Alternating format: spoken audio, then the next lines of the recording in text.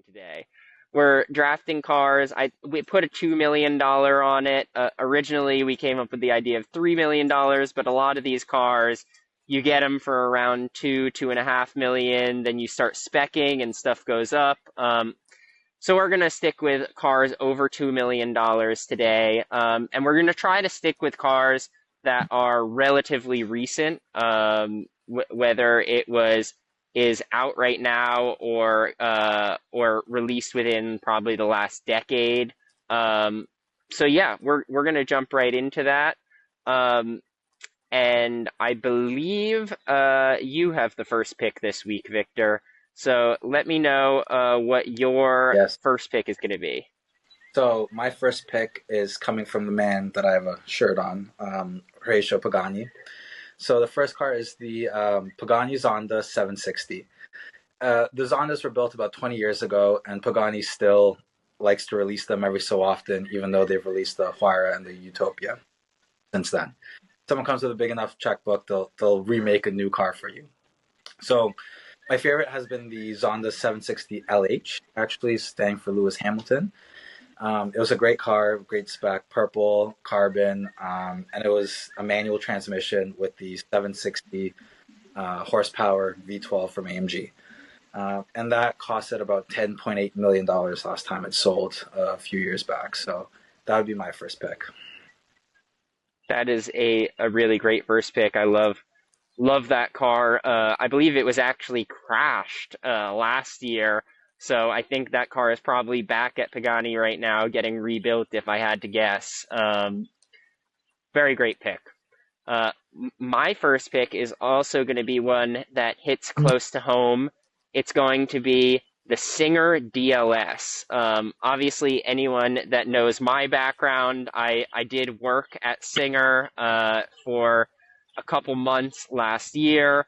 It was a really amazing opportunity to see some of the most beautiful handmade cars and see the whole process. And I just fell in love with that car. It's probably, if I had to have one car for the rest of my life, I would probably make it a Singer DLS. Just built for true performance. Anyone that doesn't know, it's a Porsche 911 based off the 964 chassis, but it's almost has nothing in common with the stock 964 Porsche 911. It's a whole new beast and a really beautiful, fun car. I got to get a few rides in them when I was there, and it feels amazing. So that's going to be my first pick. Yeah, great pick. That Williams racing engine and that carbon fiber body make it a true, match made in heaven. So it's great.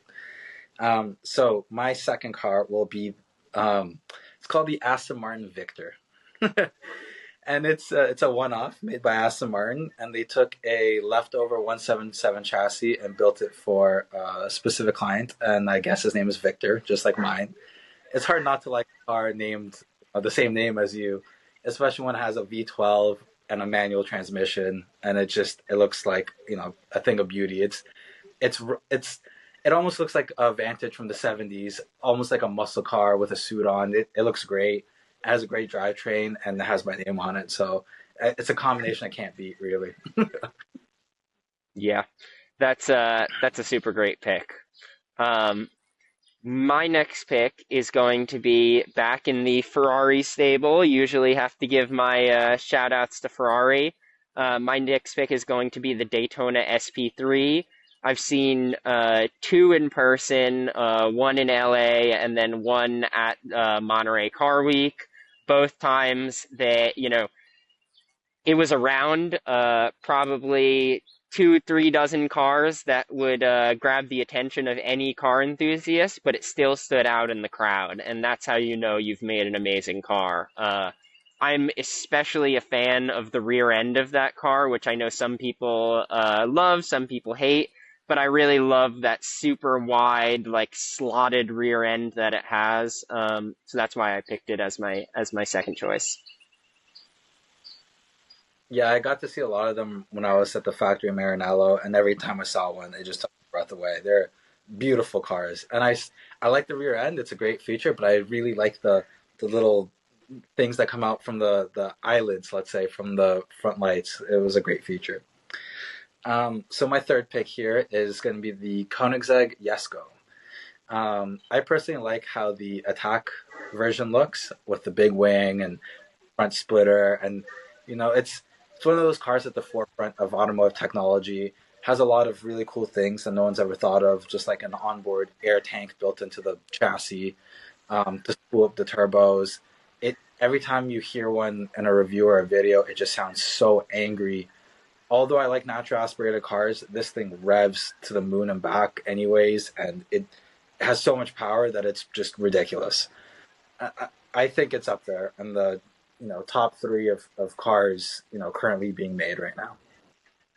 Yeah, I'm gonna stick on the same track as you and also pick a Koenigsegg as my third pick, and it's gonna be the Koenigsegg Gemera. And the reason I'm picking that car is it's probably one of the only cars on this list that you could put your whole family in it. I mean, the fact that it's like a passenger car, but also a hypercar at the same time, I think is just uh, super unique, something that's really never been done. Um, Obviously, the technology in that car is insane. If you look at the efficiency of the engines, the efficiency of that car, it's something that's otherworldly. So that's why I picked it. Yeah, the packaging is crazy on that car. You can fit four people and all that. And it had a three-cylinder engine, the Tiny Friendly Giant, I believe it's called, with the free valve technology, and that's a really cool thing to have. But they also ended up having the V8 as an option for its buyers because people were asking for it. So I think you get the option of that, which is cool. My last car will be the Bugatti Chiron, the Super Sport specifically. And we've talked about it. We just talked about the Tourbillon. I think it lands a spot in automotive history, and especially the Super Sport. I'm a little bit modified. The Super Sport 300 was the first car to hit 300 miles an hour, or about 500 kilometers an hour, and it's crazy. For anyone who has the balls to make something like that and then drive it it's got to be up on my list here. Yeah, that is a great pick. My last pick is going to be a car that I saw at the motorsports reunion at Monterey Car Week last year. I've got a great photo of it ripping down the corkscrew, and it is going to be the Gordon Murray T50. Um, Obviously, that car is essentially the spiritual successor to the McLaren F1. It's got a, one in front, two to the sides, driver in the middle layout, which is super unique. The engine is so loud and so powerful in that car.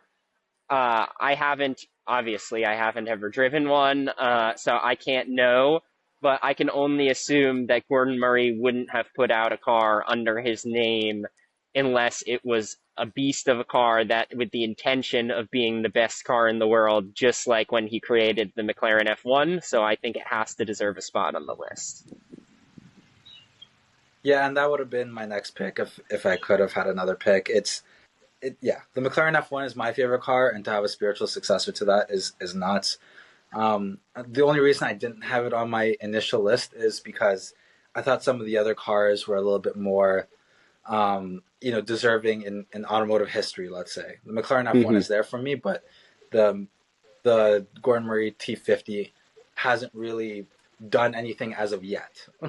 Yeah. So it's still too new, in my opinion. But those are some great picks. I have one honorable mention that I want to say, and it'll be the Aston Martin Valkyrie, just because Hmm. it's designed with Adrian Newey. It's also got a Cosworth engine that's crazy. It's this close to being illegal for the street. It's too crazy. So that's why it's on my honorable mentions list. Yeah, I also only have one honorable mention today, and it's going to be another Pagani. It's going to be the Pagani Utopia, the newest Pagani. A lot of people don't love this car. A lot of people really love this car. It's very controversial. Um, we saw one in person in Modena last year, right after the launch, and I think it was that moved me towards wanting to select this car. The particular spec we saw was black carbon fiber, black exposed carbon fiber with gold bronze trim. And I think the spec was just so beautiful, it took my breath away and made me put it on this list. Yep.